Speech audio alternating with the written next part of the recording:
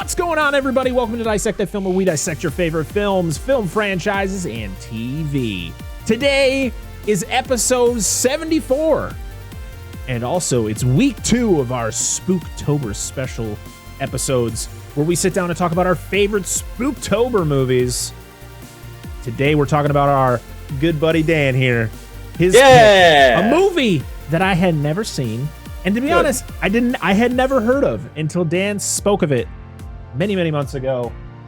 And after all that talk, we finally decided we're going to talk about The Faculty. I'm just kidding. We're talking about Phantoms. We've been bamboozled. Phantoms, yo. We're talking about the 1998 Dean Koontz novel turned film, Phantoms. I am your host, Brett Parker. Joining me, as always, is the wonderful Dan and Angela of DNA Gaming. Hello.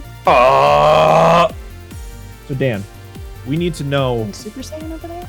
We need to know why Phantoms, and what is your history with Phantoms? Well, much like yourself, Parker, Phantoms, for me, was because of my grandmother. My grandmother loves, as I've probably mentioned before in the podcast, loves monster movie, horror movie, it's just kind of her thing. She always liked that kind of stuff. And I don't know, I just showed up and people were watching Phantoms. And it was fucking Lee Schreiber, however you say his last name. Oh, Lee Schreiber. Yeah. I don't know either, dude. But he's great. And then fucking Affleck. And yeah, and you know, that's it. Like, that's all I remember is I went to grandma's, they were watching it, it seemed cool, and then I've seen it like multiple times, like sprinkled throughout my like teen years until it's probably been 20 years since I last seen this movie. It needs a Blu-ray release. This movie is underappreciated. Yeah. Speaking of that, before we move on, this is literally, I believe, the only way you can buy this movie if you want to physically own it, unless you have it on VHS. It's a double pack on Amazon I got this for $10. It comes with The Faculty and it comes with Phantoms, but it's bare bones. It doesn't come with any special features. It's the movie. And you can't even get subtitles on the damn thing. I tried to turn on some. There's literally the menu, it says play, and then I don't even know what the other one was. I don't think it was just play movie. I don't even own that. I am a format snob, and I am waiting for the never going to be released Blu-ray. Look, Dan, it's been so long. I just don't think it's going to happen. We need to start the hashtag 4K for Phantoms. Please, absolutely. Right. But then they'll fuck it up, and then we'll get like the Phantom with Billy Zane or whatever. Billy Zane. Fucking hell! Damn it, Billy. Oh, that's great though. I love hearing those type of stories. You know, how certain movies are influenced by certain people. You being your grandmother for this movie, and a lot of movies for me was my grandmother. Yep. So I love hearing that stuff. Angela, is this your first go around with Phantoms? That it is. So you're in the same boat as me. Yep. I have another movie like that too for you guys. We've talked about before, but so we're gonna start off with our thoughts on this movie. Then we'll go into the all the BTS stuff and all that fun unnecessary crap. There's not a lot for this movie, by the way. There's not a lot of trivia. It's just a lot of the cast and the director. Like, literally nobody did anything. This movie is like, this is why I never heard of this movie, because there's nothing on it. Like, I feel like it was made, and then it was just like, it just disappeared into the ethos, and until Dan spoke it into existence, and I was like, oh. And then I look it up, and I'm like, holy shit, look at this cast. How did I miss this? Mm-hmm. Mm-hmm. It did. That's what I'm talking about, dude. He made it reappear. I know, it's crazy. I love it. Dan, and your recent viewing of this movie, what are your thoughts? Okay. So, I still love this fucking movie. All right. This is an unappreciated movie. If you've never seen it, you really need to go watch it. I know we'll probably talk about it when we get further in. This movie tanked so fucking bad in the box office when it came out. It was a shit storm when released. So just to interrupt you for a second. Speaking of the box office, there's no budget on this movie. I'm just gonna say that now. There's no budget. I can't find it. I really did dig that deep, but it was one of those things where I looked at like 3 or 4 sites and I got nothing, and I was like, okay, clearly they didn't want to share it. It only made $5.8 million at the box office, and this is the reason why. It was released January 28th of 1998, which January is a terrible month to be released. At least, at least in the late 90s, even through to probably the 2010s, January was like, oh, hey, we have this movie we made. What do you want to do with it? And they're like, just dump it in January. Just dump it in January, February. Like that's the spot where like movies just go to die. Yeah, it's true. And having worked in the theater industry, you have your summer, you have your May, usually, sometimes April, May through July into August. Then you get a little bit of a lull in September. Then it picks up in October for horror movies. Then November, December, holiday. And then January, February, March, nothing. Yeah. It is dead. I feel the only movies that really do well in January are movies that are part of like established franchises. So like Scream recently, at least this past year, was released in January. And it did well. But like, if you put something like this is technically it was based on a book, but it was an original idea. Yeah, and it just was. And it was produced by the terrible Weinsteins, who just made 70,000 movies in the 90s and then just puked them all over the place. Yep. So it was probably just them trying to make a quick buck. Got all these actors for probably cheap. I think the only one who probably cost anything was Peter O'Toole, because he was an established actor from the 50s all the way till he passed away, I think 2013. Yep. So it was unfortunate because this movie I was pleasantly surprised. Not to jump into everything, but Dan, go back to what you were saying. So I still love this movie. I think it's a great it's obviously it's a horror film, but there's some great kind of suspense moments in it. I think they do a really good job.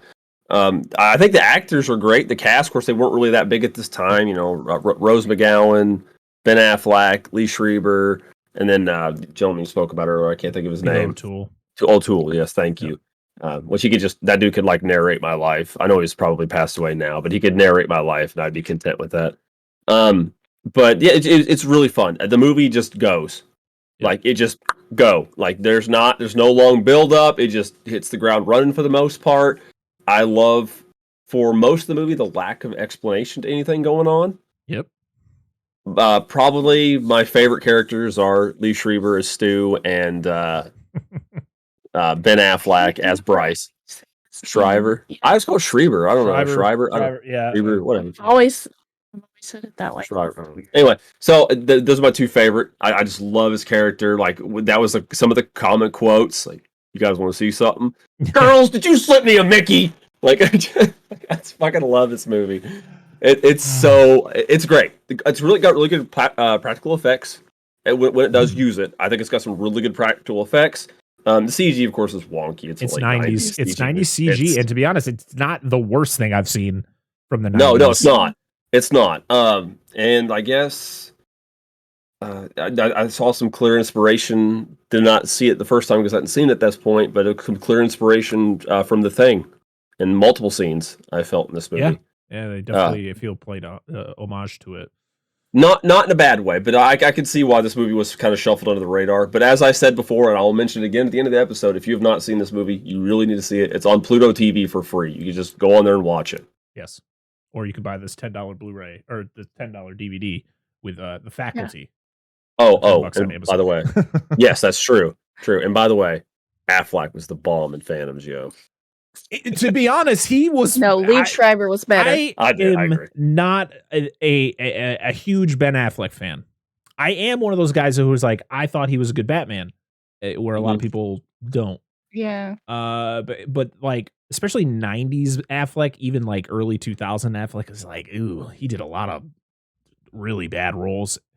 But this was right off of Good Will Hunting. Like Good Will Hunting was in 97, which is, he wrote that. He was in that. Don't know how much what his performance is like, because that's a movie I've actually never seen. He wasn't in it a whole lot. He was in it a little bit. So. Yeah. So this is coming off of that. But I just want to quickly, before we jump to you, Angela, talk about your thoughts. I just want to talk about this the Phantoms cover. And now this is the cover that's on the VHS and the DVD. And you know what? I'm holding it up to the camera, but I'll probably just put a picture of the cover on the screen for you guys to see. But I swear to God, they just took images from other things that these actors did and just fucking copied and pasted them. I swear that is Liev Schreiber. That is the same thing he looks like on the Scream 2 cover. Yeah. Like it's the same thing. I think Ben Affleck, that could be from anything. That girl definitely doesn't look anything like that picture. And Rose McGowan, nothing like that. Like they literally just were like, okay, let's see all these covers from other movies. Wait. It It was. Hang on. So funny. I've got it. Hang on. Where is it? Where is it? It's not Bio, no. No. No, she was in Encino Man. Oh. Dang it. What are you looking up? Never mind. It was later. Never mind. Oh. I thought I had something. But I just thought it was hilarious because I had the picture like blown up on my screen and I was like, wow, that is the worst like editing, like trying to get that cool cover. Because it's that design of having like a bunch of young people in that form. I mean, the Faculty cover is the same thing. You look at Scream, you look at I Know What You Did Last Summer, like all those teen horror movies just had that same look to them on the covers. Yeah, it's hilarious. True. It doesn't tell you anything about this movie. Bland. There you go. Yeah, pretty much. All right, Angela, let's talk about your thoughts on Phantoms. I thought it was good for never seeing this before, and Dan's like, it's a Dean Koontz book, and I'm like, I never was into Dean Koontz. Like, I never branched out from Stephen King, so like I never experienced any of his books. So now I probably will go back and read stuff that he is. Really great acting by pretty much everybody, except for Steve. Poor Steve. Is Steve he gets nicked. Which one was Steve? He was the third cop. The third cop. Oh. Yeah. Forgettable cop that you see later and you're like, oh yeah, he's here. I was like, oh, poor Steve. Because he's got Ben Affleck and Liev Schreiber there, and is like, who's that guy? Yeah. Yep. They're like, we don't need him. Yeah, Steve Shanning. Yes. Can we talk about how Joanna Going looks like Jamie Gertz? She does. Yes. I thought that's who it was. That's what we thought too. I was like, is that the lady from Twister? I was like looking it up. I was like, wait a minute, that's not right. Bill, I gotta call you back. We got cows. I was waiting. No, she didn't marry you for your penis. Through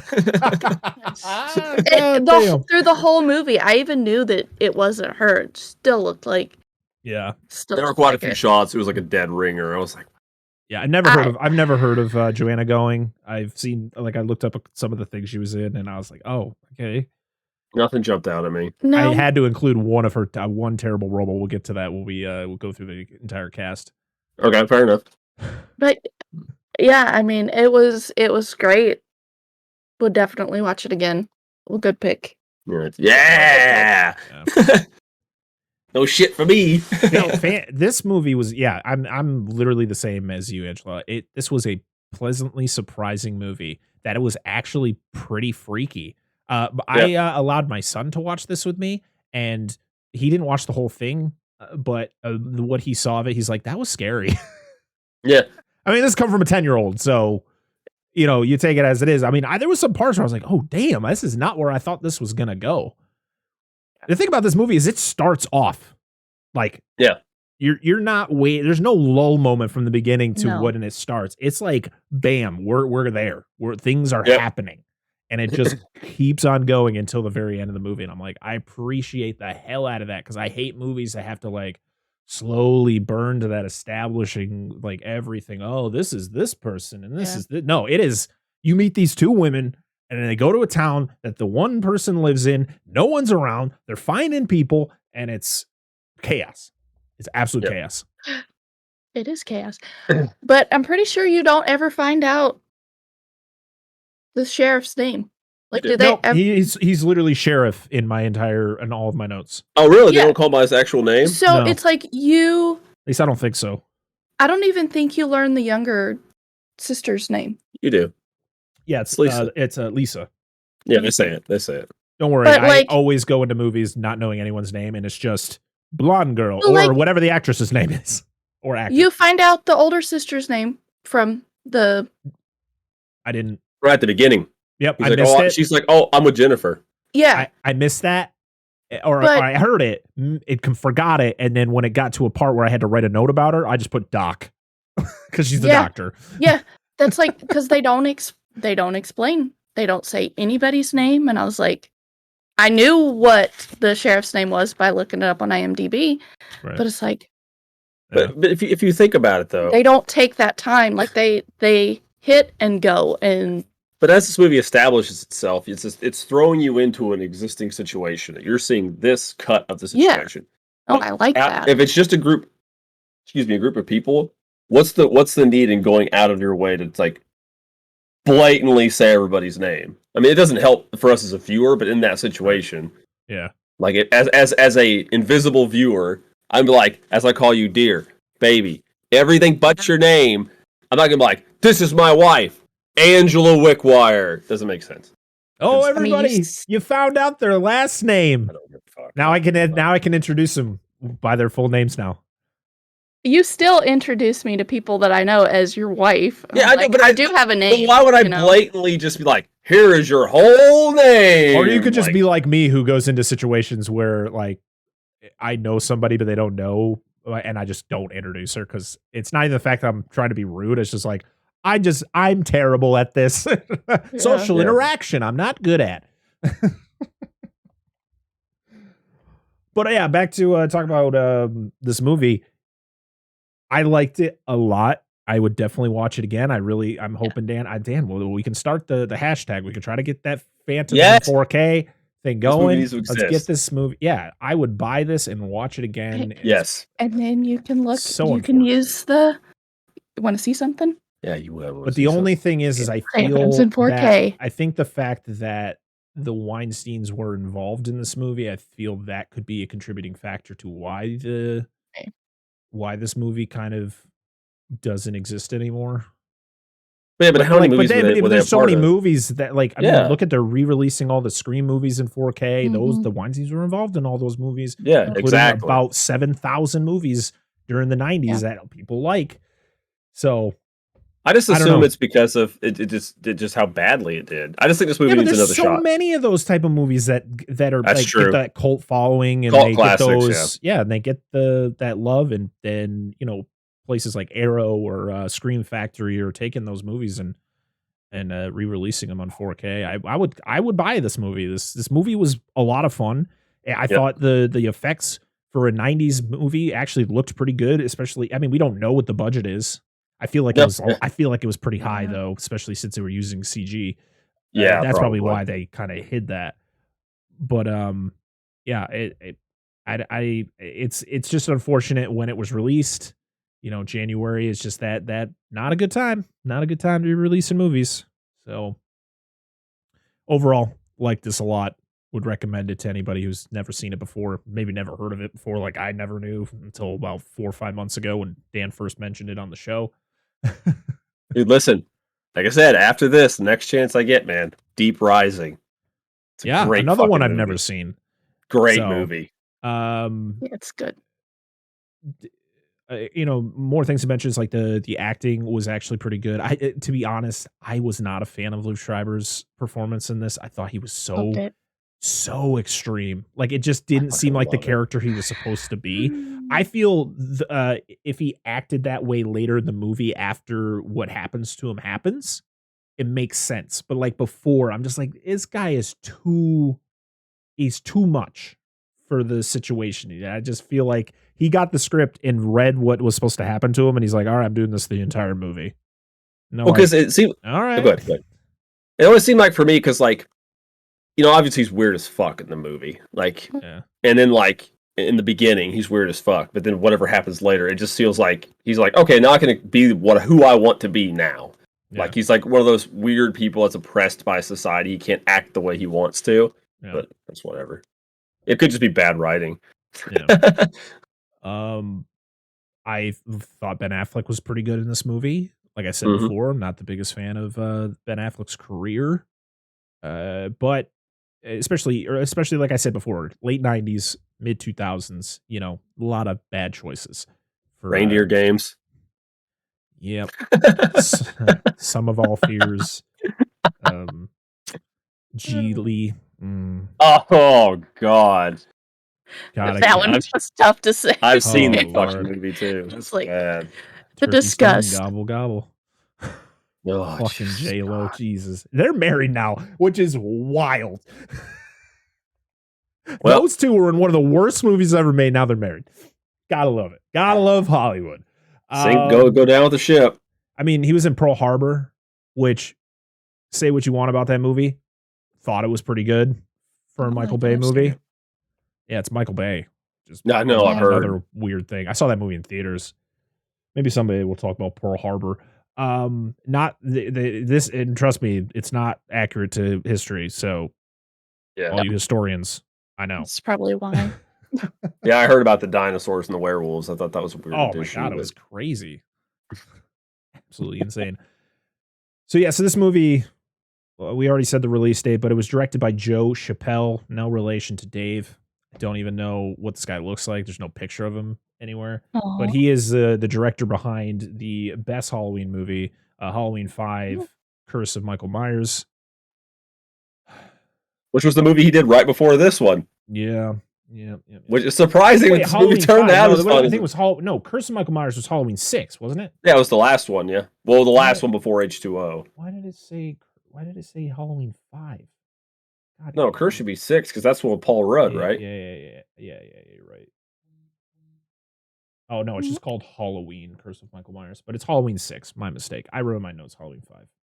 I'm wrong, everybody. But yeah, he did that movie. He did some uncredited stuff on the 4th Hellraiser movie, another one that most people forget. He also directed The Skulls 2, which is a sequel to The Skulls, which is it's a weird kind of movie like this, but it's about like demons and shit. At least that's what I think it's about. Never seen it. I feel like I've heard of that movie, like the first one, but I just cannot remember. I think that's the one that has like Paul Walker in it. Really? I think so. All right. Tell me in the comments if I'm wrong. I probably am. He did a lot of TV stuff as well. His most notable stuff was sort of like CSI Miami and New York. He also directed a lot of episodes of Fringe and some episodes of The Wire. Ooh, So he that's did a lot of Chicago Fire. Is that one you watch? Oh, okay. I've heard of it. And Manifest. I watched that one. I saw that. I saw that pop up. So he's still working. So that's yeah, he good. doesn't. He's focused more on TV. Didn't really. He swung and missed a lot in the film industry. So It happens. he get demoted to the TV realm. At least he's got a job. Can't complain about that. He's probably been making way more than I do. So good on Yeah, him. all of us together. Yeah. So of course, this movie was based on Dean Koontz's novel from 1983. He also wrote the screenplay, so I guess it's pretty faithful to his novel. Yeah. Oh, I didn't realize he was involved in the script. But it feels. I don't know anything about the novel, though. I do want to, like, if I could find that on like tape and just listen to it while I'm working. You probably could find it on like Audible. Oh, I can show you exactly where to go. Okay. Well, I'd like to listen to it. I'm curious how close it is. I'm sure it's nowhere close. The one that I use. Drive. Is it free? Yep. Ooh, It uses your library, your local library. Oh. So you can like check out audiobooks? Yeah, you can check out audiobooks. Cool. And then it sends it to you through Amazon, through Kindle. Oh, sweet. All right. I'd love to Stuff look at like that. Like you can do both. That's good. I've not used it. She's talked about it. I'd like to listen all the time. But no, I'm not sure. I'm just curious how well, because this feels like this movie feels, for it only being an hour and a half, it feels like it just kind of completes its plot points. I don't feel it needs anything. Like it's just like, here's your movie. Except for the end. I was like, why did this have to happen? I hate those endings. Oh, I did not like the ending. It's so typical this time. And it was stolen from another movie. Oh, I'm sure. So, there's a couple things taken from other movies. Let's be honest. Oh yeah. Definitely had a lot of influences. So it stars Peter O'Toole. That's kind of the big ticket name when this movie came out. He was, of course, hugely known for Lawrence of Arabia from 1964, where he was nominated for his first Academy Award. He is tied with Glenn Close for most Academy Award nominations without a win. I don't know the number, but it's a lot. Damn. Yeah. He was also in, for me, I remember him, he was in Troy. He played the King Paris, I think was the name, or the King of Troy. He was, Prime. And then Prima, or is it Prime? Prima, P-R-I-A-M. Okay, Prima, yeah. And then he was the voice of the critic in Ratatouille, the one who eats the ratatouille, and is like, oh, yeah. Never didn't know that. So, and he's got a lot of other prestigious movies that he's done. He did, he's been. Oh yeah. He was in the industry from the late 50s all the way to, I think, probably up until his death in 2013. Well, he's got a credit. Well, he could have recorded it before his death. Yeah. He has 2 credits after that, 2014 and 2015. So don't worry, James Earl Jones is about to have credits until like 45 years after his death, since he just signed over the rights to his voice. Yeah, of course. Guess what, everybody? We're getting a Mufasa movie. Why? Who fucking knows? Thanks, Disney. Because people care. Mufasa. Do they? I do. No, I was just kind of being a smart ass. That's okay. fine. This also has Rose McGowan in it. Of course, she's from Scream. And her first ever role was in Encino Man, which had Pauly Shore, Brendan Fraser, the Renaissance man right now, and was it Sean Astin from Lord of the Rings and Goonies. I always get that mixed up with that Encino Man. I always get that mixed up like by title with that movie, of course, and then what's the one with Christopher Lloyd and Hulk Hogan? I have no idea. I don't think I've ever seen anything with Hulk Hogan other than like old I'll matches. have to find it. I will find it. Joanna Going is also in this. Oh, speaking of Rose McGowan, she actually is the one who came forward about Harvey Weinstein. She was like the first one to come, Oh, really? Pretty much help create the Me Too movement. She, put everything out there about Harvey Weinstein, how much of a piece of shit he is. So, good for her. Yeah, and she worked with him a lot in the 90s, and that's where it all came from. Joanna Going, she plays Jennifer. She really doesn't have a lot of crazy credits. She's done some TV with a show called Kingdom. She did some episodes of House of Cards, and Mad Men. Her filmography, the one noticeable one was Wyatt Earp from 94, which was the bad Wyatt Earp movie, because there was 2 Wyatt Earp movies that came out within like a year of each other. It was Wyatt Earp and then Tombstone, and Tombstone just destroyed it because it's a way better movie. And she was in Home Alone 4. Fuck me. I've never seen. Yeah, I've never seen it either. I don't think I ever will. Yeah, me either. Yeah, I'm good. I'll pass. Hard pass, guys. Liev Schreiber, he's of course in Scream 1 through 3. He was in The Hurricane with Denzel Washington. These are just some of the things he's been in, some things that I've seen throughout my career, and some things I had to point out because it was hilarious to me. He did the remake of The Omen, which I actually own. I actually own that one over the original Omen, which is way better. Interesting. X-Men Wolverine. Yep. Which, to be honest, I think he's one of the better parts of that movie, even though that movie's not very good. He did a voice in My Little Pony, the movie. Really? Yep. Don't know which character he did because I've never seen it. Okay. And he was the voice of Kingpin in Into the Spider-Verse. Oh, interesting. I didn't know. Good pick. Which he does fantastic in that. And of course, I think one of his biggest roles is from the Showtime show Ray Donovan, which he did for some time, and he also did a movie. And then Ben Affleck. That's rounding out kind of the core cast. Ben Affleck, he's been in so many things, starting from like Good Will Hunting to, he was in Batman v Superman. He was in The Town. He was in Argo. He's been in so many things. He's had such an illustrious career with a lot of accolades, and I've always been mixed about him. What about one of his earlier performances from Mallrats? Yeah, he did. He's like best friends with Kevin Smith, so he did a lot of Kevin Smith stuff. He was in Dogma. He was Yep, in Jersey Girl. Jay and Silent Bob Strike Back, which is where you get the line like, Yep. Affleck, you were the bomb and Yeah, you're bombing Phantoms, Like So good.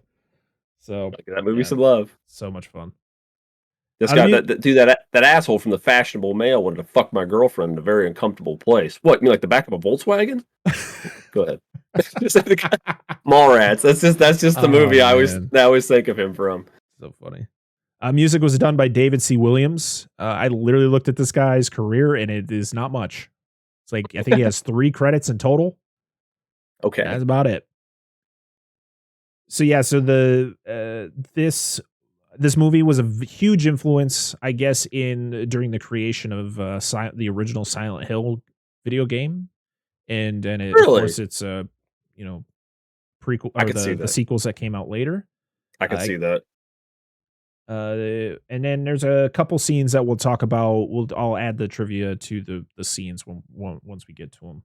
But not a lot on this movie. Really isn't a lot. And if you have listen, anybody who's listening or watching, if you have any extra information that I didn't share about this movie, because there's not a lot out there, please leave it in the comments or DM me on Twitter or whatever and tell me, hey, and then when I edit this, I'll add in some of the stuff. Also, this is being recorded 2 days after our last recording, so I wasn't able to put up any Twitter polls on like thoughts about the movie, but I'm going to, and I'll probably insert whatever people put in at the end of the movie, at the end of the episode. So, please, there we go. All right, are we ready to talk about the plot of Phantom? Yes, it is. Absolutely. So this movie, like I said, starts off. I think this is probably the slowest part of the entire movie. It's two sisters driving through the mountains with the really suspenseful music playing in the background. The scenery is really, really nice. The mountains of Colorado, because it was filmed in a town in Colorado, or at least the establishing shots were. So yeah, you get that, and I guess the driver can afford a car phone. Like back in the 90s, car phones were expensive. She's got a car phone. Who puts one in a fucking Jeep? Yeah. I didn't say she lives in Colorado, and she's a doctor. Right. But like in a fucking Jeep? Yeah. I don't understand it either. So the sisters are Jennifer, she's the driver, and then Lisa, played by Rose McGowan. And they're going to with the town that Jennifer lives. Lisa's going to stay with her for a little bit because I guess there's a rocky relationship between the sisters and the mom or something like that. It's just, and it's one of those things that it's just said and then nothing happens with it. It's like, that's just why she's here. Like, that's all you need. You don't need to know anything else about this. Well, you get something at the beginning and then one toward almost the end. Yeah, later. Yeah. It's just that conversation. Yeah. It's like, it's just really bit short snippets, which I feel, what would you do with that in the movie? No, you can't do anything unless the mom just miraculously shows up out of nowhere. Like, well, where did you come from, Mom? I'm here to get my babies. Yeah. It's one of those things where she calls her boyfriend. She's talking to her boyfriend, and then I love it. It's like, this is a 90s movie where she drives through the tunnel and it just hangs up. Yeah. Hey, let me give you my number so that boom, boom. Oh, you bitch. Oh. She just wants her to be focused. All right. Focus on the beautiful mountains and your sister. AKA the boyfriend is probably a piece of shit. Probably. I mean, look who Rose McGowan was in, look at what, her character was with in Scream, one of the killers. That's true. To a movie that's 25, 7, whatever years old. We're past that. So they show up to the town and there's no one around. And because you get the question of like, how many people live here? I think it was, they talk about like in the off season, it's not much. And then during the summertime, I think it was like, there was a lot of people that show up but there's no one around. It's like, is it usually this quiet? No. Yeah, there's their car like idling at a stoplight. Yeah. Just, like, which is eerie. Like that is such an eerie scene. And it's such a simplistic shot of just a car. And you just see that it's running. And you're like, oh, okay. Things are about to happen. Who gets to a light and just puts their vehicle in park? Like, I'm just going to put my Prelude in park. Yep. Okay. So they get to her house and, they go in there like, oh, we get to meet Hildy. What does she make? A killer what? some kind of pie, right? I think it was like rhubarb pie or something like that. So yeah, I knew she was working a pie of some A kind. pecan pie, some sort of pie. Yeah, she makes a killer pie. She's all excited, and she's going in. It's funny because like they go into the kitchen and like so many things are on the stove, everything's cooking, and no one's around. And she's just casually like, "Oh, let me check this and this," and then Lisa finds Hildy dead on the floor. And it's a really like I like the makeup effect on it. Like she looks like she's been there for a while. She's got like the green veins going through her face, and her eyes are all glossed over and super stiff. Yeah, she's got the rig already, dude. Yeah. Sorry. And it's one of those things where you don't know, like especially somebody like me and like probably Angela, like watching this for the first time, you don't know what the hell is it. Like, is it just somebody going through this town killing people? Like what is happening? You don't know. Because there's no, like you said, there's like you get like that short little bit in the car, and which was it's really not that long. No, it's like it's the credits. Minutes, it just shows the credits. Yeah, and then like it's like town, nobody's there. Yeah, like, that's it. You're in it at that point.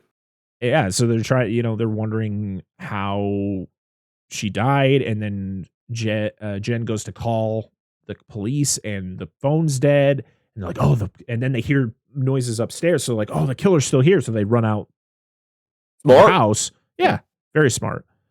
And then when they go outside, they hop in the Jeep. The Jeep don't turn on. You're like, oh, of course.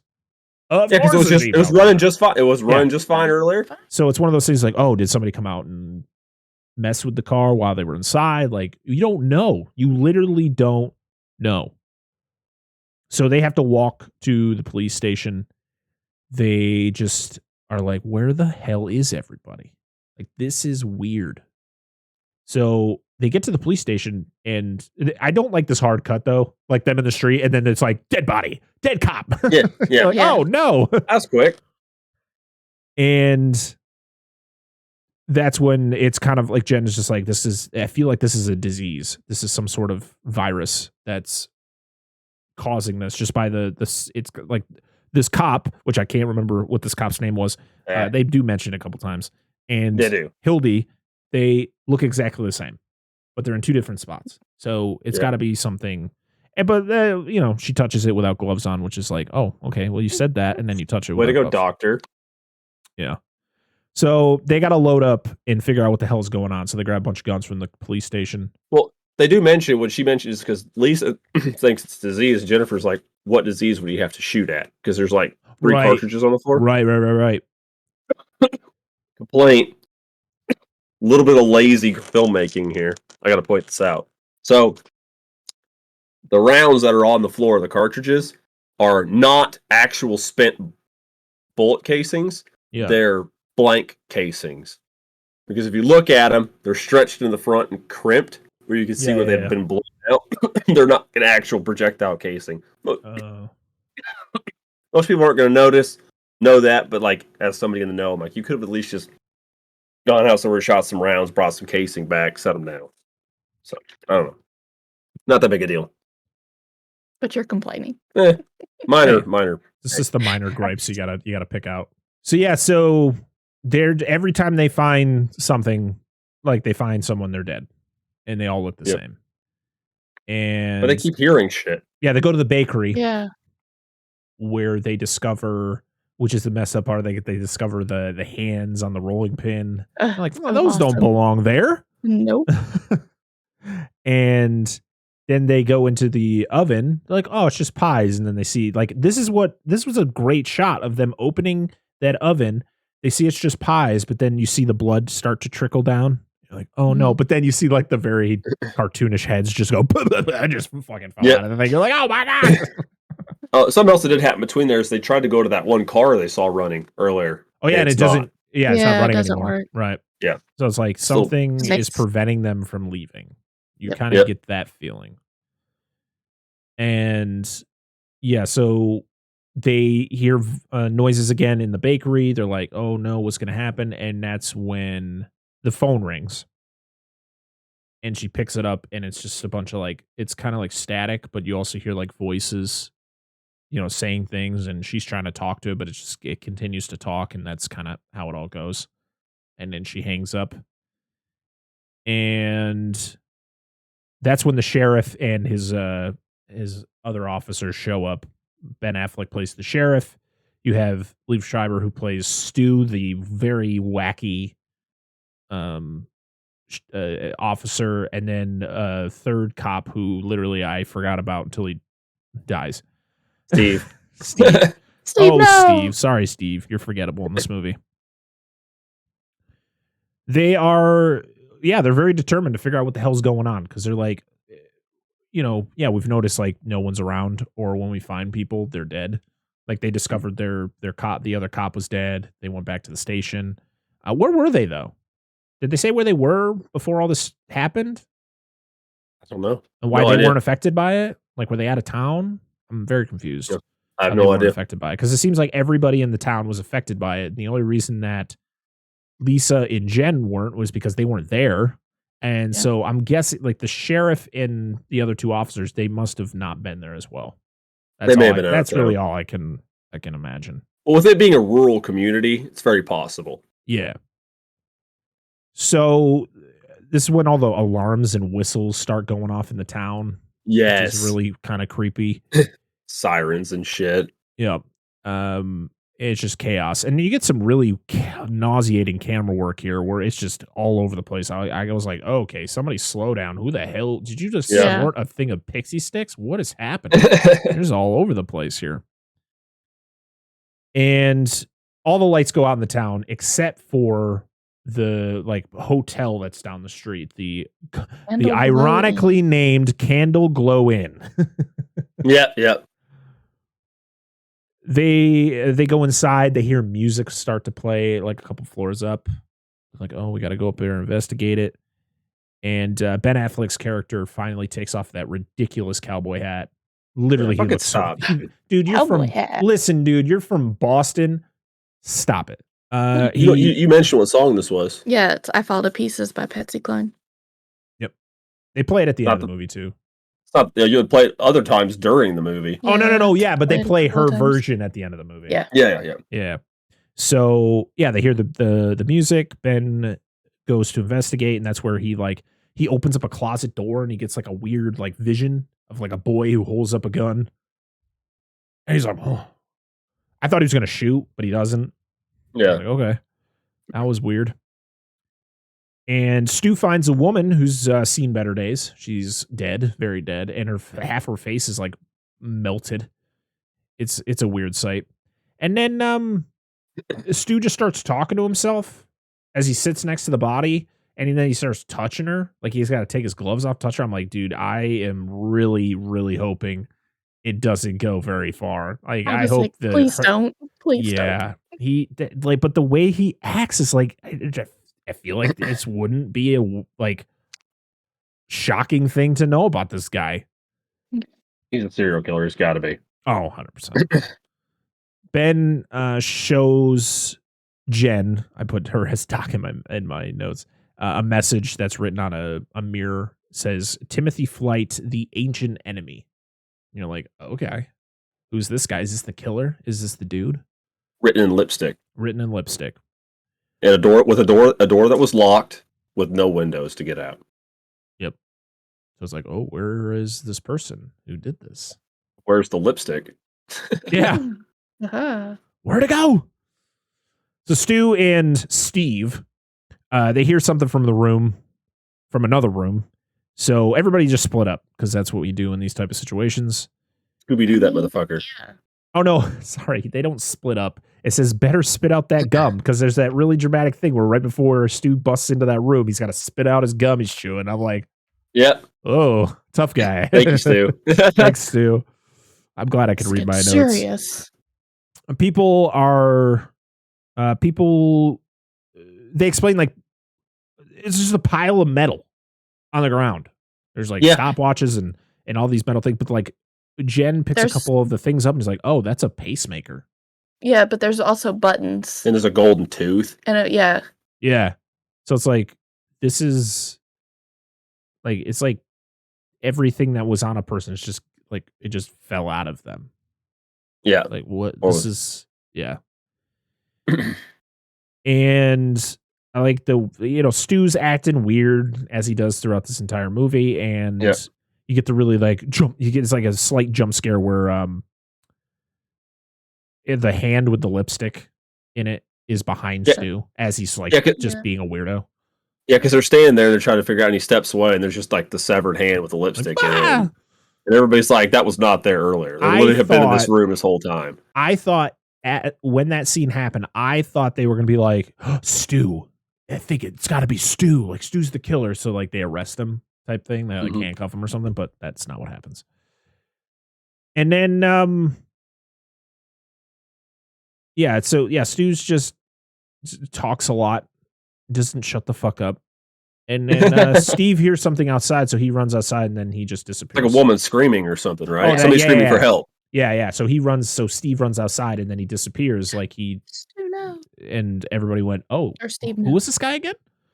Yeah, just his handgun's the only thing that's left. He literally just vanishes. And I think his boot, doesn't his boot there too? Yeah, his boot. Yeah. But his gun is like spinning. Yeah. So the sheriff tries to call in for major reinforcement, and they're just like, "Yeah, maybe we'll think about it. We'll talk with our superiors, and we'll get back to you." And he's like, "No, we need people here." It's like you don't even know what it is. That's the thing. It's like you can't like. I feel like you have to have some sort of evidence to bring in that much firepower. Yeah, like, the military and shit. Like, I mean, I guess there's been a lot of death in this town, and it's unexplained. I feel like there's other people you could call. Like, bring in the artillery. Like, why? What are they shooting at? They don't even know what the hell. You don't even know what the hell. I know, right? Just mortar the town. Fuck it. Just nuke Lay waste. Just nuke it like they did in Raccoon City in Resident Evil. Was it 3? 3. It's 2 and 3. It's 3, yeah. Yeah. Or technically it was 2 because 3 was a prequel to 2, right? Well, 3 started before 2, but ends after 2. Right. Yeah. But no, you're not wrong. Anyway, no, that's what I was literally just about to make Resident Evil reference to. You get more of the creepy interference with the weird like voices over the radio. Yep. It's a lot of weird stuff. Like it was really creepy, the sounds that they were able to create for that. Mm-hmm. You get the sheriff and Stu, they're together like putting ammo in the guns, and you get Stu just being a creep ass motherfucker. Like this is a serious situation, and Stu's just like super hard on Lisa, and he's asking the sheriff about, oh yeah, what about the doctor there? You seem to be into her, and he's like, this is not the time or place for any of this, and stop being a fucking weirdo. To the point where he like literally like pins him. He's just like, shut the fuck up. Yeah. And he's like, hang on, sheriff, I got witnesses. Yep. And he lets him go, and he's like, "How?"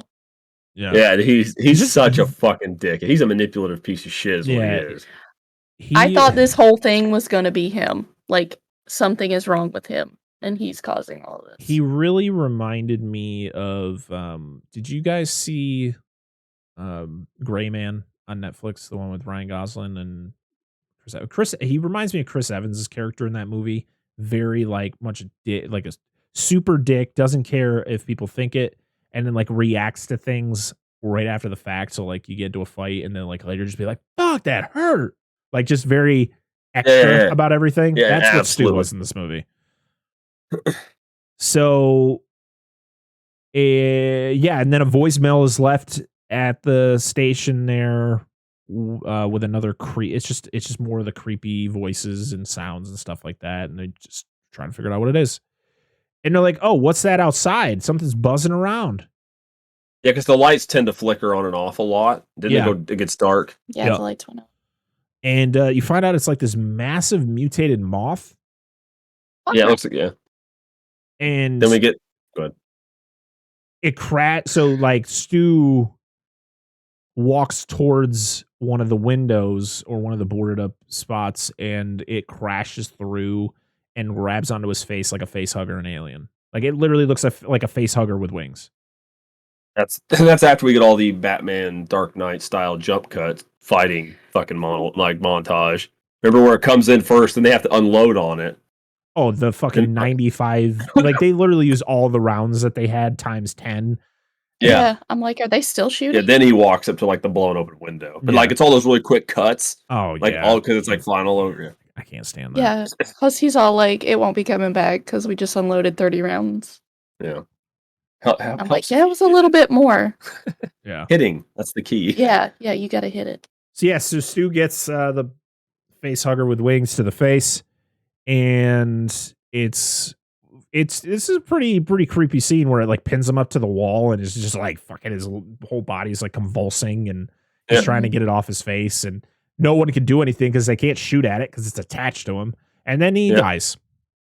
Yep. Pretty quick, actually. Like, pretty fast. Yeah. I mean, his face gets chewed off. And I guess his brain also gets eaten as well. Yeah, you're like, eats the brain. Okay. Yeah. They board up the windows after it happened. Yeah. Because the doctor's trying to figure out like how to eat a 6 or 7 pound brain so quickly, and all of like pretty much all the skin on of his face and muscles. Yeah. Which is a great, this is a great effect of the skinless face.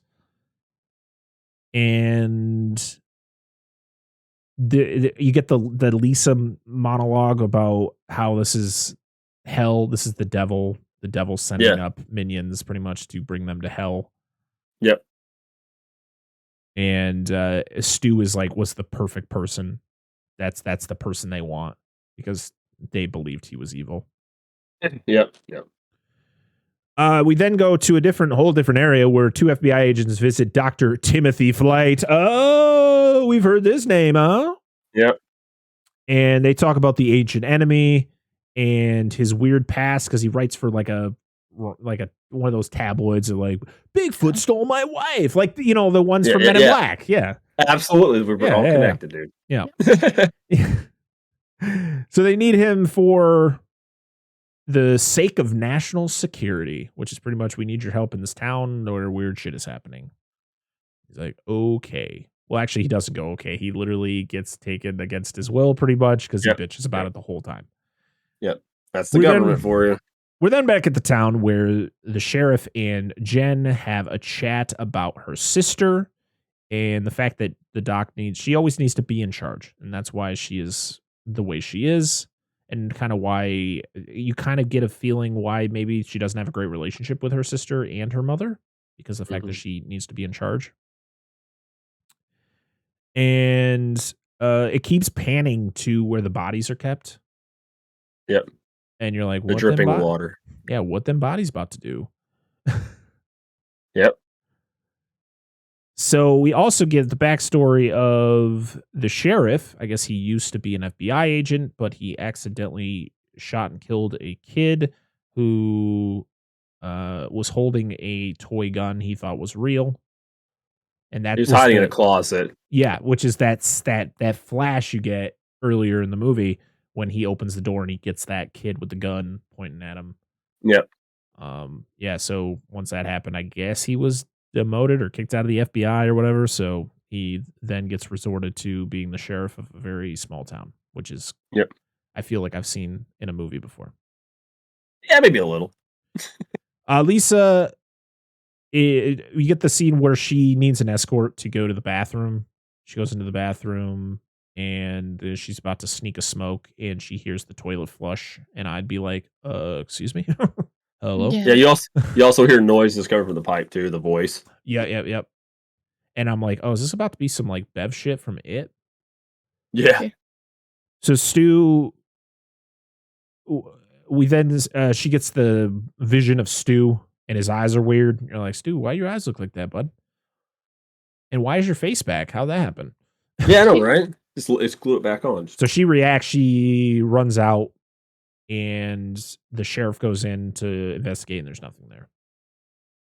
But they go back to where the bodies are being kept, and they're gone. Like, okay. They run outside. They notice a helicopter flying overhead. They try to wave it down, but it's, I guess, it's one of those like helicopters that like surveys the land and like documents stuff. So they don't get rescued. I think they also the scene of her being in the bathroom and the bodies being in the other room and how allegedly they got between the two areas, Stu's body. I think that's when they figure out that they could travel through the pipe. Mm-hmm. Something can travel through the pipe because that's how they figure out how the lipstick got to where it was. Yep. So we then go back to Timothy Flight, and he is not happy with the situation he's in. He's pretty much bitching the whole time about how he's being taken against his will, and you know, he didn't sign up for any of this. And they're just like, yeah, well, too bad. We're the FBI. We can do Yep. whatever we want, pretty much. The sheriff, Jen and Lisa, they try to escape in the sheriff's truck. And the sheriff's truck has been messed up. I guess he said it looks like an engine, what did he say? It looked like something dropped on the engine block. Like it'd been in a big press. Like the whole engine block had just been smashed. Right. Yeah. This is our third vehicle that got fucked up. Yeah. And then don't take your eyes off shit. This is the creepy when you get the creepy voices in the distance. Like the same thing I've been hearing on the phone and over the pipes. Is like you hear it in the darkness, and you're like, I don't like any of this. I'm gonna go back inside though. Yeah. Yes. Why are they so screaming for help? Yeah. They hear somebody yelling for help again. They're like, nah. I'm not sorry. this time. No offense to like that person. If somebody's literally in help, like if it's dark, I can't see what's in the darkness, and I just hear a woman like, help me. Yeah. I'm gonna call somebody. All right. Yeah. But it ain't gonna be me. Like it's like you don't run straight into the darkness, not knowing what you're about to get. You know what you're about to face. Unless you've been born in it, molded by it. You've only adopted the dark. So Flight explains all the crazy disappearances throughout history. Talks about Roanoke. He talks about what were the other ones he talked about? A platoon of 3,000 Chinese troops that just vanished. Oh, it was like yes, it turned out to be like a massacre, right? Yes, yeah, something like that. Like they said, all those instances in like the Mayans where they're like cities of thousands, tens of thousands of people just disappeared, gone, just vanished, and it's all been, according to him, contributed to this ancient enemy. It's like you don't know what it is, you don't know what it looks like. Aliens. Always aliens. Always aliens. And I just need a picture of that guy with the crazy hair. Just like, it's aliens. Always aliens. You notice how his hair, as they did more episodes, his hair got crazier and crazier. Oh yeah. Like, he is what's his name? Charlie Day from Always Sunny, where he's always that episode where he's pointing out the board that's got all the fucking shit on the back. Strings. Yeah. Aliens. Conspiracies. Yeah. It's fucking great. So Jen is very scared, and the sheriff shows her the candy wrapper that says luck is on your side. Yeah. I was like, that doesn't help at all. My thought was also like he breaks the candy machine open. I was like, oh dude, milk duds, those will never go bad. And they can stay in there because they're gross. No. I love milk duds. You get the ridiculously armored vehicle that does not need to exist, but it does. Yeah, I gotta have one of those. It's an armored train, pretty much. An armored train with wheels, because it's like 5 cars. It's like they took the trailer from The Lost World, and they're just like, let's armor this shit up. Yeah, exactly what it is. Except it's not a bendy bus. No. It's like a bendy. So they want to figure out what's happening, as everyone in this movie does. And they cut into one of the bodies, and they notice this like black goo instead of blood. You're like, oh, they're nasty. Good times. That's nasty. Yeah. Seals in the flavor. The Sheriff, Jen, and Lisa, they get interrogated. They tell them all of the events of the day, and then that's when it also shows these people that find the massive mound of metal, or the massive amount of like the metal and buttons and in the church, that stuff in the church. Yeah, like it's like an offering to Jesus or whatever. Yeah, then Flight's not like it's not an offering; it's undigested remains. Yes, it's like it's just shit they couldn't eat. Yeah, you're like with something for later, like a spider would do. Yeah, the preacher, or whatever's. Yeah. The bodies that are still around, not the bodies that just are missing. Those are for later. Those are snacks. Yeah. It's like when you have like jelly or crumbs in your beer. Like, oh, I could eat that later. Stale. Save it for later. Yeah, absolutely. So you get the creepy child voices in the distance, and when you hear child voices in the distance in the darkness, you're like, fuck that noise. I am not going. Singing. Listen, if it's between a screaming woman saying "Help me" in the darkness or creepy children, I would go towards the screaming woman. I'd go neither. Fuck Be like, being in the "Bye." darkness and you hear little kid voices. Uh-huh. Oh, that is the worst. You want to play? Wait, what? No. Little kids laughing or singing no. always gets me. No. Well, don't forget about the guy that hears the noise. Is like, I got to stick my head down this pipe. Yeah. We'll get to believe that. me. We'll get to that when we get in a little bit. Yeah, that's what next thing that comes up, isn't it? So there's a body that is discovered. Oh wait. Yeah, because it's in the drain, right? Yeah, you're getting the singing in the drain. Yeah, it's singing the Christian song. What is? Jesus loves me. Yeah, Jesus. That's it. And then you get the black goo attack, which is very reminiscent to the attack that Bev has in It, where the blood comes out of the sink. Yeah, it's like Monster Bukkake. Yeah, exactly what I was thinking. I didn't put it in my notes. So sorry. Definitely not what I was thinking. It's either that or somebody really needs to see a urologist. It's one of those two. I just thought it got the shit scared out of him. Well, okay, listen. Pipes will be relevant in another movie I'm going to suggest in the future. This whole scene, I'm telling you, relevant. So a body is discovered in a bedroom. And of course, they got to show the walls where it's a bunch of like satanic imagery and like demon stuff. And it's like, oh, this person's probably bad. It's like, okay, there's that stereotype.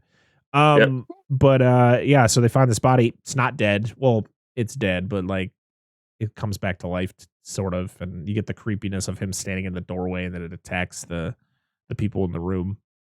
Yeah, the door just shuts and then just and these characters that had names that just died, and I was like, oh no, not Vasquez and Harper, the people we've known for 30 seconds. They're dead now. Yeah. Because one gets attacked. I mean, it's really cool where it shows, the one guy in the tunnel or the sewer. He sees something. He runs. He tries to get up the ladder, and then he gets pulled down the ladder, and he falls, and then he gets pulled into the tunnel, and then the guy's and then the guy's like peeking down, like, "Hey, buddy!" Or I don't remember which one was which, but then he gets pulled in. Yep. You don't get to see it. It's more of just like a cut to black. Cut. Yep. This is the scene in the church where you see the dog, the dirty pupper. I thought don't they die from the pipe thing first? Or is they die? Or is this whatever with the pipe kill them first? Or is that the dog? I thought the dog was the last thing.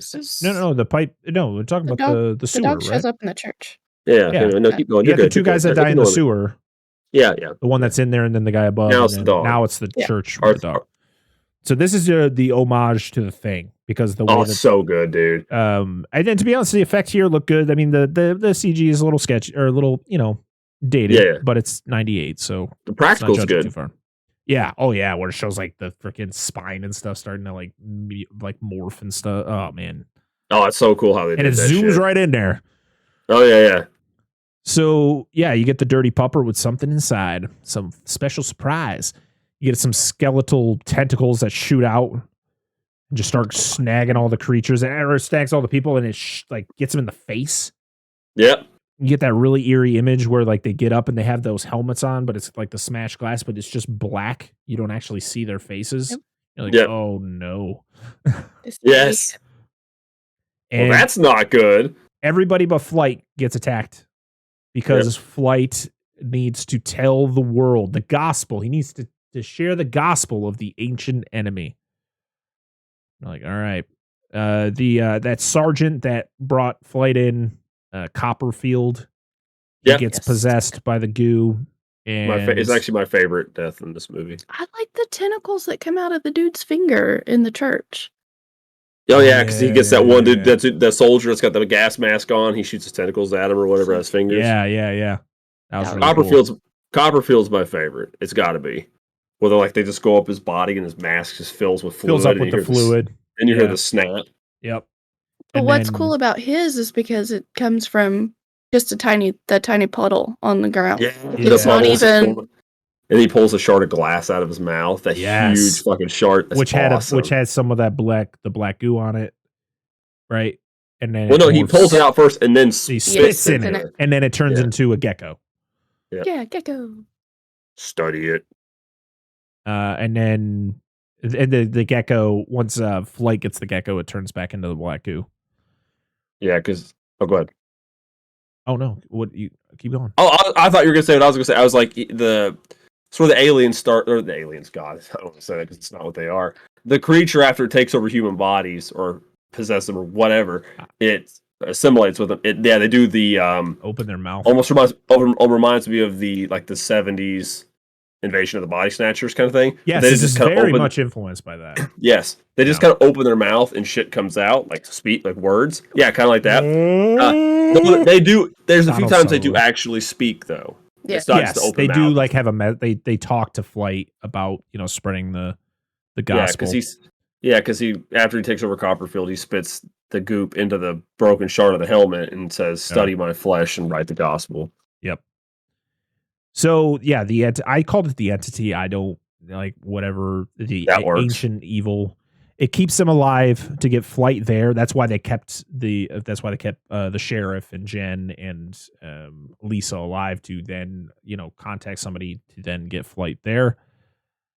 Also, the fact that whoever wrote the message on the mirror, for them to find.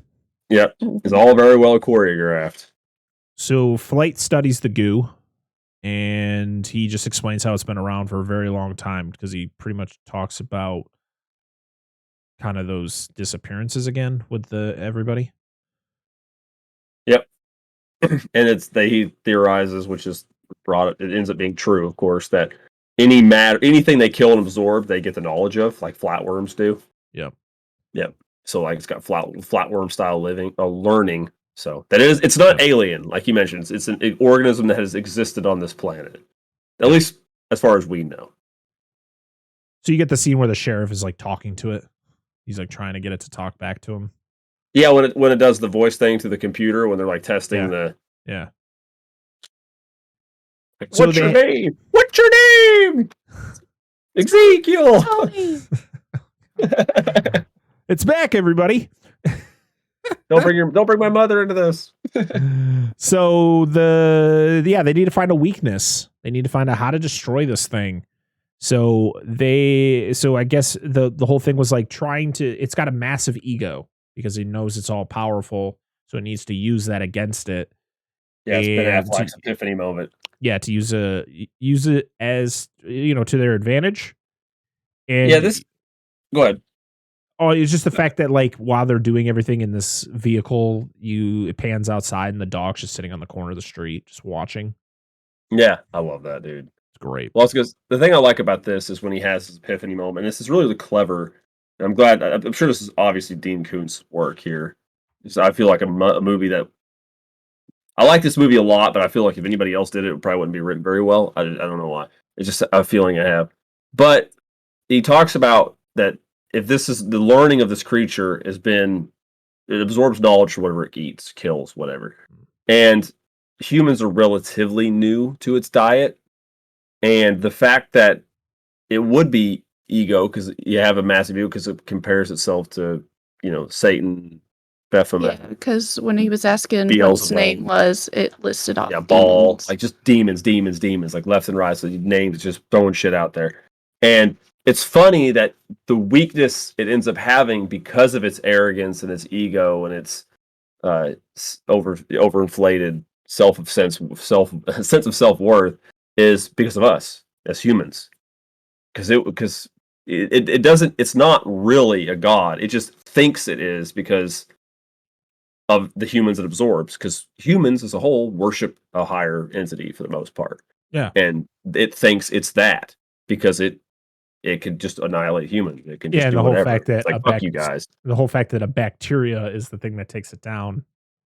Yeah, it's very reminiscent to War of the Worlds. Yes, it is. Yes. So another influence. Another great movie. Take. Yeah. Carry on. So yeah, you also get the thing where it attacks the armored vehicle, like that shuts the lights off. It starts shaking the whole thing. Yeah, it's like, do your fucking jobs. Yeah, hurry up.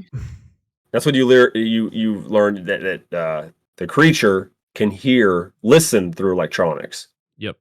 Yeah, that's why Flight turns the power off when he figures it out. Mm-hmm. they find out that the composition of the entity is very similar to petroleum. Yep. So, what can we do to, what's something that you could use with petroleum that could affect it the same way we could affect this? And that's when they come up with this like bacteria. You get before that you get the creepy black goo spaceman attack. They attack the army guys that are like a little bit outside. And which is eerie. You get like there's like 3 or 4 of them that come out of the like woods, and it's just black, and they're screaming with all the smashed masks, and it just shows like it's all cut though. You don't really get to see anything. Yeah, it's like a still neat imagery though. Yeah. So flight creates a bacteria that should infect the ancient enemy and hopefully kill it, because that is ultimately what you want to do, right? You want to kill this. Yeah, because it's not even like a resounding like this will destroy it, and he's like. Probably. Like, there's a slim chance it might work if it's similar enough. Yeah, because he says if it's similar. Right. Which is cool, because it's like, this is what we have, this is what we're just going to have to use. It's either this or we're fucked. Yep. Yeah, because he has all the samples in that... that biological sample cabinet or whatever they have on the trucks. Yeah. Mm-hmm. He's like, oh... Then yes, allegedly, I don't know how real that is, but I've heard about that. The bacteria they used, if we weren't clear enough, it's designed to be used on oil spills to eat crude oil and excrete like an environmentally safe substance. Mm-hmm. So allegedly these are real. I've heard about them before. I don't know how quote unquote real they are, but I have heard of them in real life before. So the sheriff has to sneak out to get to the other vehicle across the street to get the equipment that Flight needs to create the bacteria. It's my favorite scene in the whole movie, dude. It's a stressful one, because you're like, is Affleck gonna get got? Yep. And I like the fact that he gets there, nothing happens, and he's coming back, and the dog walks in front of him right before he's about to walk in. Well, even before, he's starts pushing buttons. He pushes 2 buttons on the other trailer, and you hear the dog growl behind him. Yeah. He's like, oh no. The whole scene is great. And when he gets into the other vehicle, he's also confronted by possessed Copperfield, who he thinks is going to attack him and then just disappears. And so he gets what he needs. He goes back. The dog sits in front of him. You get that really eerie scene. You think he's going to attack it, but the dog ends up moving out of the way. Yeah, because he says, I only want to tell the whole world. And then it's like... he kind of actually... If you see his leg, he actually kind of nudges the dog over a little bit. Yeah. Just like... Yeah, so yeah, he pretty much screws with it. He's pretty much just like, yeah, I'm going to... Let me tell everybody, about this. And so it's like, okay, you can go. Even though you're in there trying to destroy me. Yeah. And they need a way to draw it in, and the only way it's going to do it is with Flight, who they know it's not going to kill him. Yeah. Because of the fact that they need him. And I just like the whole thing where it's like, oh no, not me. Me. Yeah. Oh no, not me. It's so dramatic. It's great. Oh no, he's like, fuck. So yes, he's put outside to draw it in. He pretty much tells it the entire plan. He's like, yeah, we made this. We're about to destroy you. We want, he pretty much tells it everything. He's like, show yourself. God should have nothing to fear from us. Or maybe they do. And then it's like, the sheriff's inside. And he's like, that son of a bitch. He's telling him everything. Yeah. It worked though. Oh, so funny. This is a cool scene too, by the way. Yeah, because it goes where you don't see anything, and then you turn, and it's the entire town just in front of him, and you're like, oh, shit. Yeah.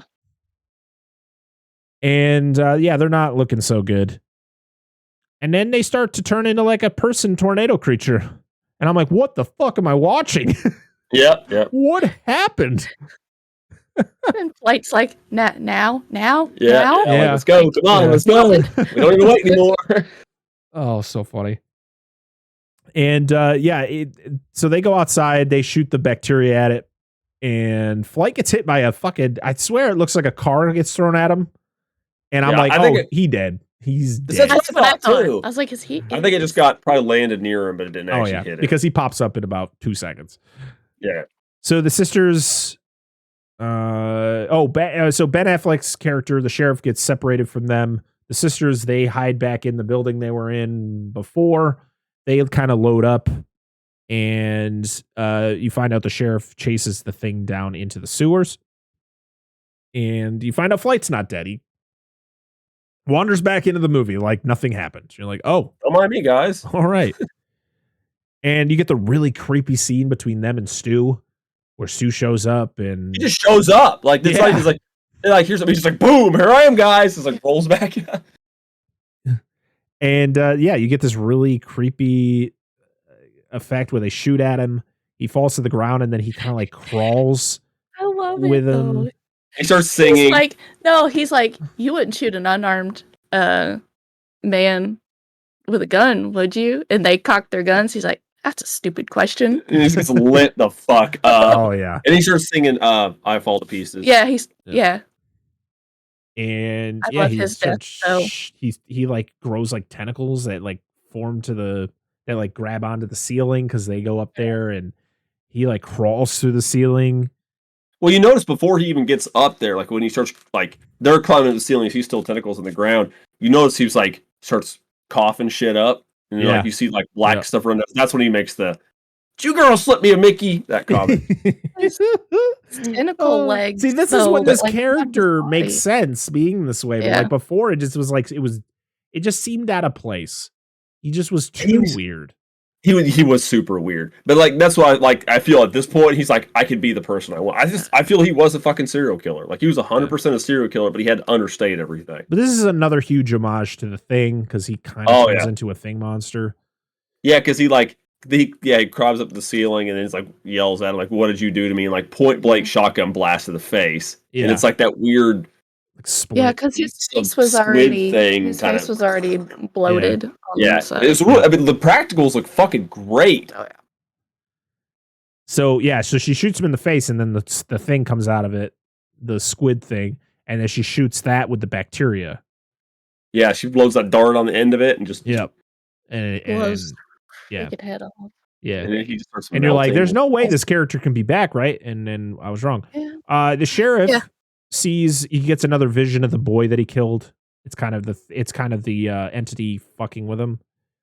Yeah, because they mentioned that earlier because everybody in the town, anything it absorbs, it has the knowledge of, and the people in the town know what he did. Yeah, so he can replicate that information. And he shoots it with the bacteria, and it destroys him, or it destroys it, because I guess that was the main. He tries to shoot at the bacteria. He tries. The boy shoots tentacles out of its mouth, right? Yeah, I think it's out of the mouth, and knocks the syringes out of his hand. And then the boy picks him up, and then he shoots. He shoots the bacteria in his hand. Because he's like, you have a thing for shooting little boys, don't you? And he shoots it, and he's like, "This time I miss." He's like, "This time I'll miss." Yeah, and shoots in his hand, and it just blows up all over him. Love it. So it's over, but Flight is like, "Yeah, I'm gonna tell the world about this," and he writes a book called The Ancient Enemy. Very creative title. Yeah. And the movie ends with inside of a diner where these two patrons are talking about. I guess they're talking about. I don't know if they're talking about the event of the movie. It's O'Toole's on the TV. He's talking about his thing, and they're talking about right. So yeah, they're having the conversation with that, and then that's when Stu just comes out of nowhere. Well, he's sitting there and he laughs. Yeah, and he's like, "What are you laughing at?" Yeah. He's like, "Oh, nothing." Oh, hey, nothing. You want to see? You guys want to see something? Yeah. And I'm like, "Why? How are you alive?" Well, hang on. But see, they point this out earlier in the movie because they're like, "Will this destroy it entirely?" He said, "Unless the nucleus has a way to split off from the main mass and separate," which I feel is what happened. Like it can cut itself off and divide. Because as long as it has that genetic information anywhere within it, it could replicate anything it's ingested at any point in the past. So this was identical to the ending of the 1981 The Howling. I've never seen that movie. Pretty much almost shot for shot. Really? So there's a lot of homages like in the this, main antagonist sitting in a diner and interacts with people and then says, I think, the same line. Like, you want to see something? Really? Because he turns into a werewolf. Yeah, It's I'll like, have to see something. check that out. So yeah, and then you get the Patsy Cline version of I Fall to Pieces as the credits play. And that is the end of Phantoms. Dan. Yo. God, it's so fucking good. Solid pick, Dan. Thank you. Yes. I'm really glad you all enjoyed it, because I remember enjoying it, and I was like, gosh, I hope these guys like it. And if you don't, it's fine, it's whatever. But I was like, I just kind of hoping you would, because I just had fond memories. But I didn't know if I would, because it's literally probably been 20 years since I last saw this movie. I definitely enjoyed this very much. I'm very happy I watched it. Yeah, more people go watch it. Yes, please. Yep. So, any final notes on Phantoms before we move on to our end of show ramblings? No. Growing up, I got this movie confused a lot with the one I made a joke about earlier, Billy Zane's Phantom. The Phantom. I got this movie confused with all the fucking time growing up. Oh god, I hate when movies have like the same name but like just one letter off. Right? You're talking about like you probably like you sit there and you're like, man, have you ever guys seen Phantoms? And like, oh my god, dude, that movie's great. Billy Zane is fantastic. I'm like, Billy Zane wasn't in that movie. What? Dude, that has happened to me. Like I mentioned, I was like, isn't that movie with Billy Zane? Like, fuck no. That's why when that whole joke about Affleck was the bomb in Phantoms, I was like, he wasn't in that movie. And I was like, oh wait, no, Phantom's not. But no, yes, I'm gonna say it again. Excuse me. Please do yourself a favor and watch this. It's literally free at the time of this recording on Pluto, or support by buying the DVD. Yeah, definitely go see it. Angela? Watch it. It's worth it. All right. So we're giving this the Dissect That Film seal of approval. 2 thumbs up. 2 thumbs way up. Yeah, it's a good movie. All right. So next week for episode 75. I can't believe we're already going to be halfway through the 70s already here. Right. We're going to be venturing back into the world of Tim Burton as we talk about one of my favorite Burton films of all time. A little movie that is based on a classic story by Washington Irving. We're talking about the 1999 Sleepy Hollow. I have been dying to cover this movie since we started the show, and I couldn't find a better time to talk about it than during Spooktober, you know? It's a good time for it. And we most likely will have a special guest that I won't say who it is right now, just in case something changes until that time. Because as of our recordings, they're very all over the place. They can't be consistent because work schedules suck, at least for me.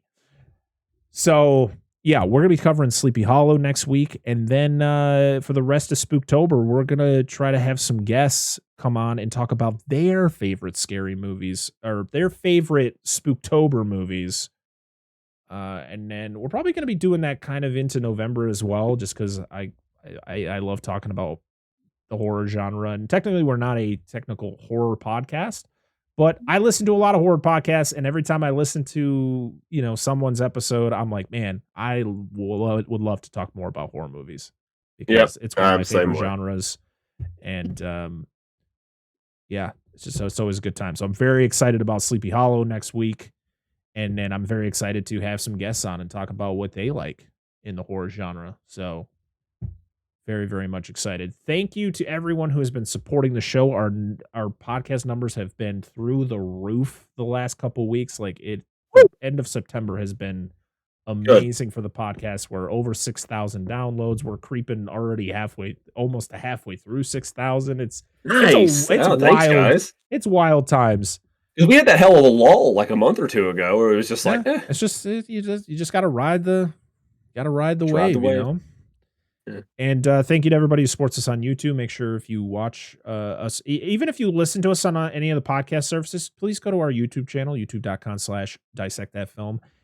Just click that subscribe button. Go to the video, even if you've listened to it. Go to the video version of that episode. Hit a like, leave a comment there so I can read it. Also, wherever you listen to us, Good Pods is a good one.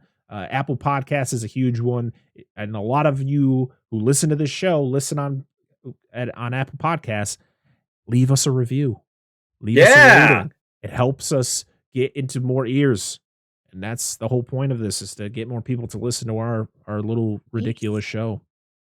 Did we get any more comments? No, not as of this recording. I haven't seen it. No, I just figured I'd ask. Yeah. Good.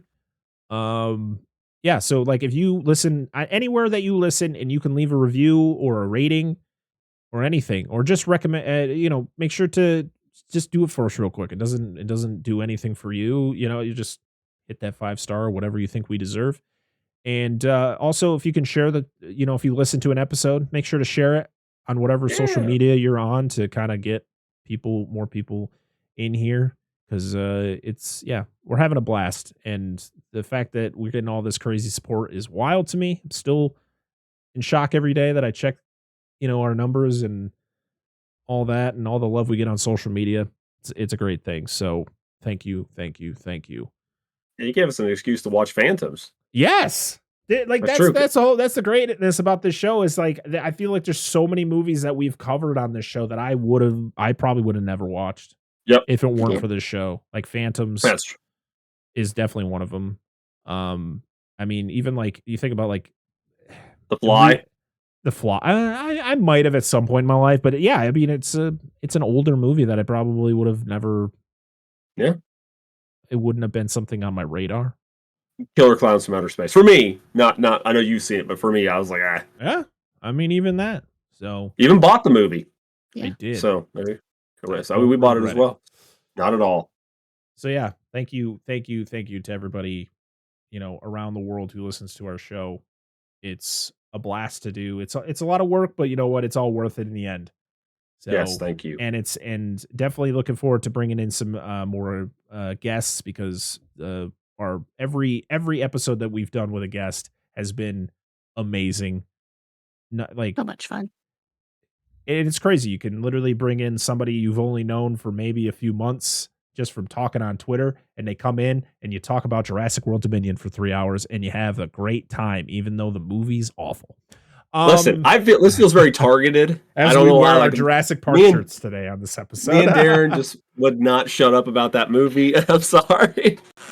I know we all talked a lot, but I just feel like I hold a huge part of that responsibility for not shutting up. It's so funny. I love it.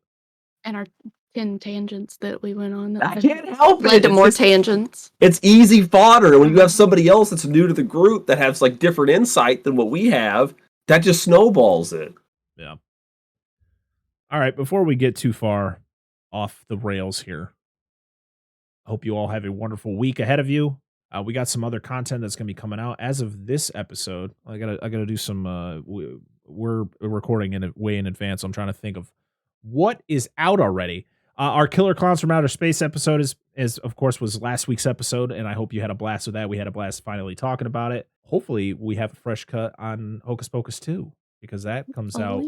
That came out last week as of when you guys listen to this. So a lot of extra stuff that we've kind of haven't been doing lately, but we're finally going to be getting back into the fresh cuts, and we're going to be doing some Slice of TV, because guess what? October 5th, Chucky season 2 comes out, and I will be doing I'll be back in the Slice of TV spotlight as I cover Chucky season 2 episode by episode. I decided that's what I'm doing, and I'm not turning back. I'm going to do it. And Do it. I'm very excited about it.